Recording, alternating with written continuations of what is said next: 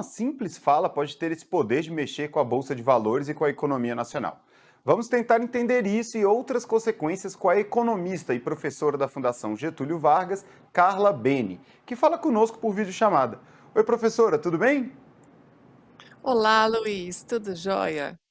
Tá ótimo. Professora, eu queria que a senhora explicasse para a gente o que é essa reação do mercado.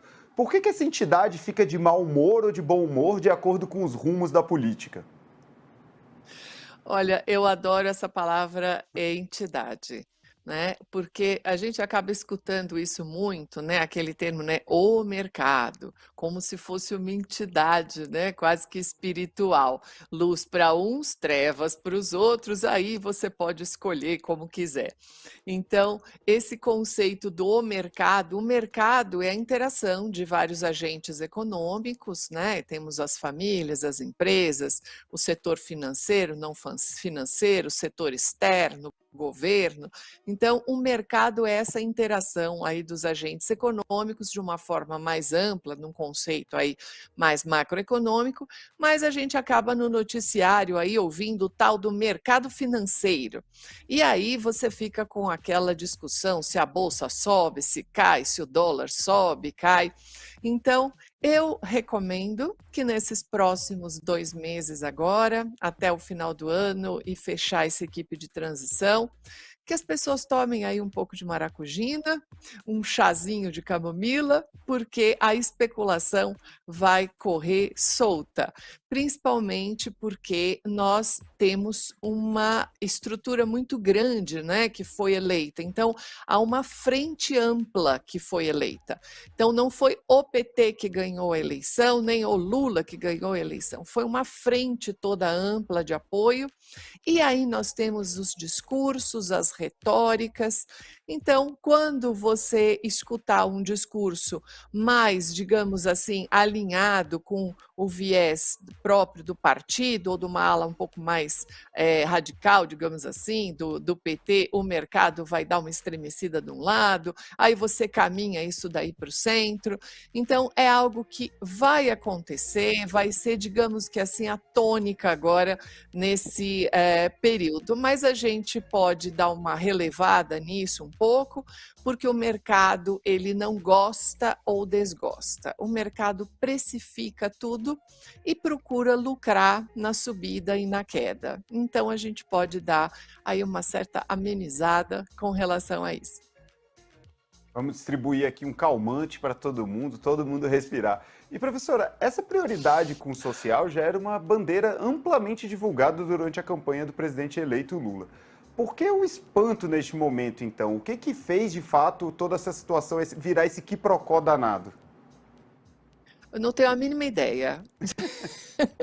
Não tenho a mínima ideia, porque tanto faz quem tivesse ganhado a eleição, você precisaria fazer uma PEC, uma emenda, alguma estrutura que desse a compensação orçamentária, porque há um buraco orçamentário, né? Nós temos vários programas sociais relevantíssimos, como Farmácia Popular, por exemplo, e vários outros, que foram eliminados do orçamento para esse ano. Isso fora o Bolsa Família, desculpa, com o Auxílio Brasil ainda, que vai mudar de nome agora de novo. Então, esse programa específico que estava contemplado no valor de R$ 405, mas as campanhas, tanto de Lula quanto Bolsonaro, garantiam que seria de 600. Então, esses ajustes aí iniciais, que são aí de um montante que você está fazendo a conta, se vão ser 100 bilhões, 120, 150, são para fazer essa reestruturação orçamentária deste buraco orçamentário que foi feito agora nessa gestão para o ano que vem, para que você não inviabilize vários programas sociais. Então, isso daí já estava no cálculo. Tanto faz quem tivesse ganhado a eleição, teria que estar hoje discutindo essa ampliação e essa licença aí para romper o teto mais uma vez, né? Já que ele foi rompido mais 3, 4 vezes esse ano, romperia mais uma para poder ajustar e encaixar as contas para o ano que vem. Perfeito, professora. E a senadora Simone Tebet, né, que apoiou a campanha de Lula no segundo turno, declarou que seria importante o presidente eleito divulgar o quanto antes quem vai ser o ministro da Fazenda, porque isso daria uma noção ali para os agentes do mercado como seria a política econômica do novo governo. A senhora concorda com essa afirmação da Simone Tebet? Olha, essa afirmação da Simone, ela é muito boa porque ela dá uma organizada nas coisas. Então, há sim uma dúvida com relação a quem vai ser a condução, quem que vai fazer a condução do Ministério da Fazenda e a separação com o planejamento, que é uma separação importante. Essa junção aí, ela não trouxe um resultado muito importante. Então, é bom que isso seja separado de novo. Mas esse nome, essa nomeação, tem também muito a ver com o que eu te falei, que o mercado não gosta ou desgosta, o mercado precifica. Então, o mercado financeiro quer saber, né, quem vai ser o condutor da política econômica sob a ótica da fazenda e também sob a ótica do planejamento. E aí, como você tem aí de novo uma coligação muito grande, uma base muito ampla, você pode tanto optar por um nome econômico como um nome político, e aí vai ser uma opção mais de interlocução do que outra coisa, e você pode montar uma equipe técnica toda por trás. Isso, né, professora? A especulação vai correndo solta. Já tem 5 ou 6 nomes que estão garantidos no Ministério da Fazenda aí, circulando aí pelo noticiário e tudo mais. Eu queria falar um pouco da PEC da transição, né? Porque ela tem um ponto que pode causar divergência, que é o período em que o Bolsa Família vai poder ficar fora do teto de gastos. Se só durante o ano que vem ou se isso vai se tornar permanente. Qual a sua avaliação sobre essa questão do Bolsa Família e também sobre esses recorrentes, vamos dizer, furadas de teto que tem acontecido no país?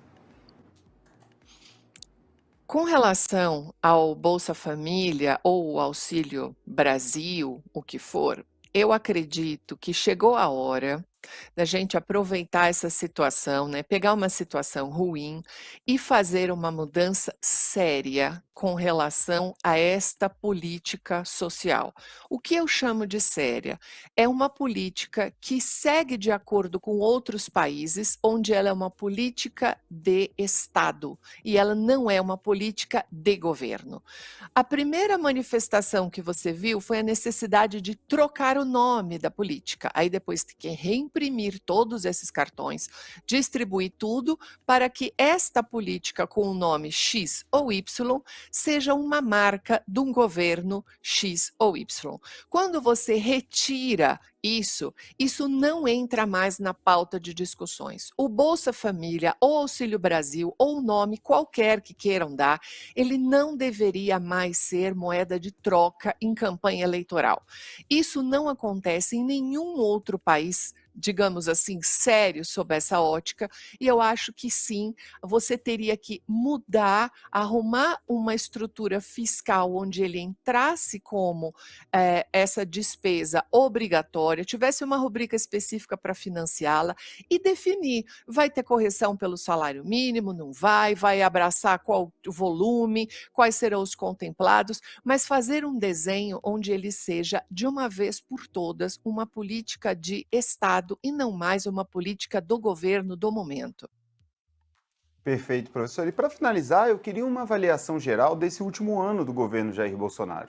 Houve muito gasto com o chamado orçamento secreto e também flexibilização do teto de gastos para atender aos outros interesses. Lula deve receber uma dívida muito grande, professora? Sim, esse último ano foi um ano muito específico, né, que nós tivemos, por causa da reeleição. Então, eu só vou voltar um pouquinho aqui no tempo. Essa questão do orçamento secreto ou das emendas do relator e tudo, isso tem uma data. Isso foi encaminhado pelo governo atual, inclusive pelo Bolsonaro, inclusive assinado pelo general Luiz Eduardo Ramos, em dezembro de 2019. Então, essa história toda de orçamento secreto foi encaminhado em dezembro de 2019 e você regulamentou e organizou isso a partir de 2020. Então, essa é a data, essa organização aí cronológica dessas emendas do relator. E neste último ano, nós tivemos, fora, né, a questão de 2020, que foi o orçamento por causa da Covid de 520 bilhões por causa da pandemia, nós tivemos em 2021 o estouro, né, do teto, mais uma vez, porque o teto é praticamente, né, uma peneira. E nós tivemos um estouro de 114 bilhões com emendas específicas, e este ano de 2022, 155 bilhões. Então, nós tivemos várias emendas da Constituição, a 109, a 103, a 114, a 123. E esse último ano, para garantir uma possibilidade de reeleição, nós tivemos aí várias alterações, seja precatório, seja a questão do ICMS de combustíveis e de energia. Então, o que nós temos agora dado para o próximo governo?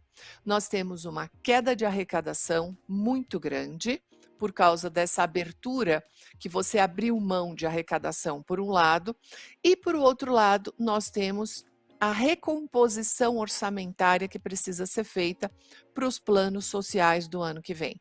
Então, esse descasamento todo aí está sendo precificado agora pela área fiscal e o mercado financeiro acaba precificando e acaba trabalhando com isso. Então, de um resumo bem simples, nós temos a estrutura da política monetária aqui, que vai cuidar da taxa de juros, da inflação e de tudo, e hoje nós estamos com um cenário de rolagem da nossa dívida com uma taxa Selic elevadíssima, 13,75, um juro real a 8%. Então, isso é uma rolagem de dívida caríssima, isso é algo praticamente insustentável. Essa elevação da taxa, inclusive, vai impactar na queda do PIB para o ano que vem. Então, o cenário para o ano que vem é um cenário bem complexo e a gente precisaria aproveitar essa situação de coisas ruins e fazer o que eu chamo de um freio de arrumação e, no lugar de fazer medidas pontuais para arrumar questões de uma forma incompleta, realmente redesenhar algumas questões, como o programa do Bolsa Família, como a questão do ICMS nos combustíveis e na energia, o que a gente vai fazer com isso, se vai manter ou não, e realmente ter uma conversa mais séria e mais profunda a respeito da área fiscal, porque é ela que dá a qualidade de vida da população. Muito obrigado a Carla Bene, economista e professora da FGV, que deu uma verdadeira aula aqui pra gente. Muito obrigado, hein, professora?